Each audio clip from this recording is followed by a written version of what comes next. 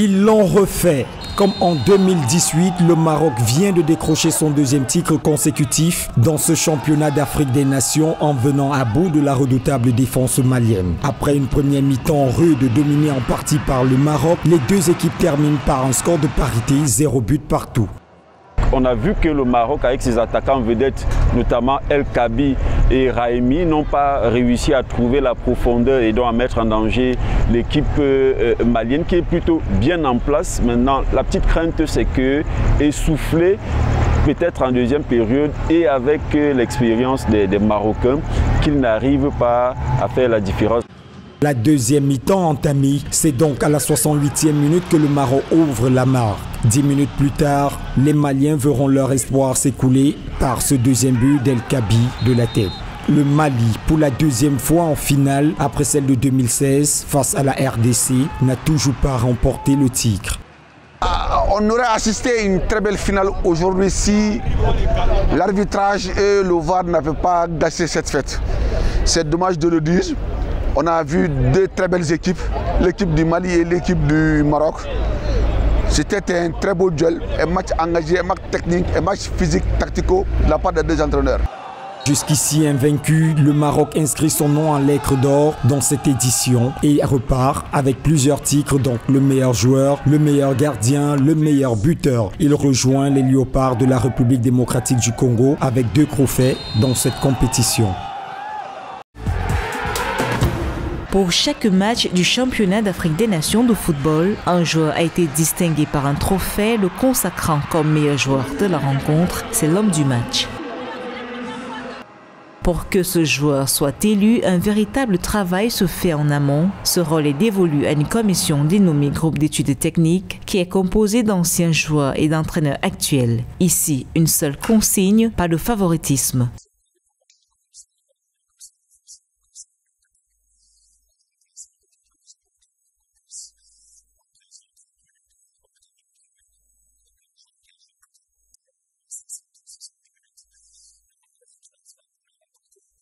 Khalilou Fadiga et ses confrères dont le Camerounais Raymond Kalakongo ou encore Gilberto Amaral, Daniel Amokachi, Mark Fish sélectionnent l'homme du match selon des critères bien définis.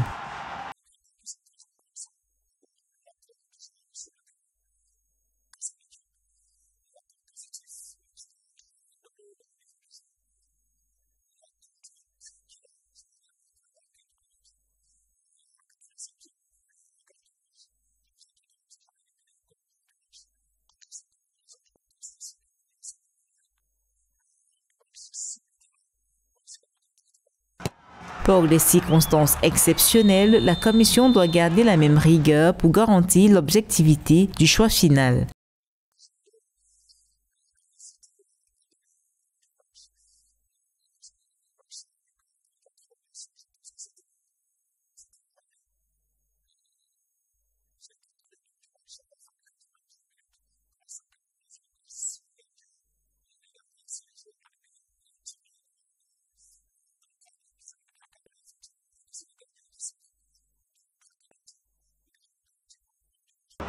Durant le CHAN 2021 au Cameroun, 32 joueurs ont été honorés par ce trophée, entre autres Soufiane Raimi du Maroc, Sadio Kanouté du Mali, Victor Kantabadounou de la Guinée ou encore Ako Assoman du Cameroun.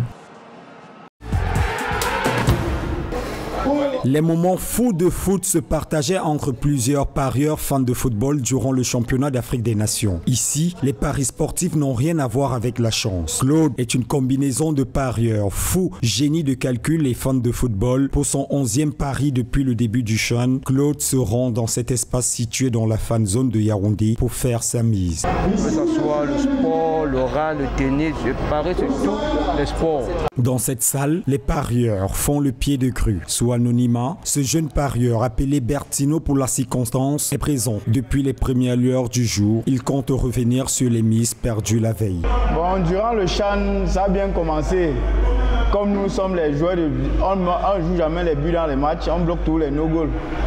À la fin, je ne sais pas s'ils achetaient les matchs. Le dernier match des Lions, j'ai un mauvais souvenir de ce dernier match parce que ça m'a bouffé tout l'argent que j'avais, tout. Pendant cette édition du CHAN, les mises ont évolué au fil des résultats des matchs d'après les responsables de cette agence située au village du CHAN de l'hôtel de ville de Yaoundé. Ils se sont rendus compte que dès le premier match, il y avait peu de buts justement. Et beaucoup ont gagné. Beaucoup ont gagné parce que la plupart des matchs qui se sont joués, vous avez premier mi-temps 0-0. Parce qu'à la deuxième mi-temps, une équipe forcément devait rentrer vainqueur. Mais nous nous rendons compte qu'à la première mi-temps, les équipes s'observaient. Et ça a permis aux parieurs d'effectuer leur pari pour la rubrique de la première mi-temps, un score de parité. Horizon d'attente déconstruit, les 3 semaines de football auront été riches en surprises et nos parieurs pensent bien se refaire une santé financière autrement.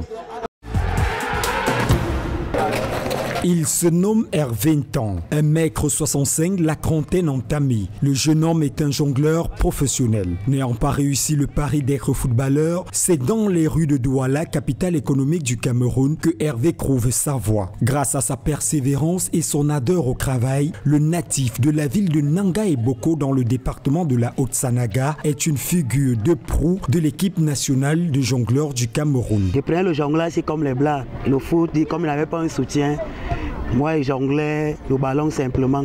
La motivation du jongleur vient d'abord au fait quand je jouais, il était trop technique. Mon premier voyage en Hollande, ma mère pleurait même à l'aéroport. Elle était étonnée que mère tapait seulement le ballon, mon fils prendrait à l'avion. Médaillé de bronze aux Jeux de la francophonie en 2013 en Nice, Hervé développe son amour pour le freestyle.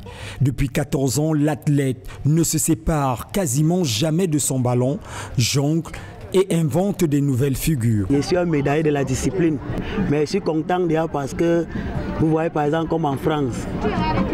La France était premier, Maroc deuxième, Cameroun deuxième. Donc j'avais fait flotter le drapeau du pays en France. Que ce soit avec un ballon de foot, une balle de tennis ou une bille, Hervé, fort d'une technique dont lui seul a le secret, propose des créations variées. Depuis pratiquement 14 ans. Ce qu'il fait, je vois quand Ronaldinho fait une piche ou Elgar Davis, c'est comme ça qu'il prend cette piche et il rend ça bizarre. Au Cameroun, comme dans la plupart des pays d'Afrique, le jonglage ou le freestyle est une discipline sportive peu développée. Balle au pied, Hervé Ntan voit chacune de ses prestations comme une victoire pour la vulgarisation de cet art.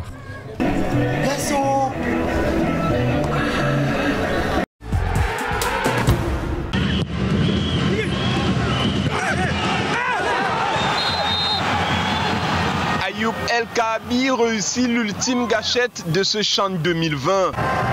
Avec 62 buts inscrits, cette 6e édition a certes été prolifique, mais l'on est loin des 80 réalisations de 2016 au Rwanda. On n'a plus de grands attaquants, on a une nivellation de valeur et très souvent les joueurs jouent dans un système que les entraîneurs veulent. Il n'y a plus de véritables attaquants de race et quand il y en a, ils ne durent pas dans nos championnats, ils sont rapidement partis.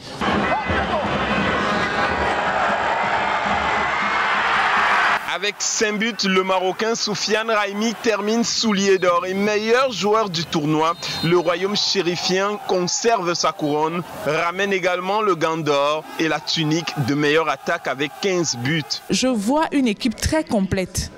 Très complète. Surtout, et il ne faut pas qu'on se le cache, chaque fois qu'une compétition, une équipe va en compétition et qu'elle a l'intention de gagner la compétition, il faut qu'elle ait des buteurs. Et à chaque fois qu'on interviewe leur entraîneur, M. Amouta, il dit toujours, mes joueurs, je leur dis, oh, à la 3e occasion, vous devez inscrire un but. Malgré la crise sanitaire, le CHAN 2020 a connu un engouement populaire avec des gradins garnis en moyenne à 20%.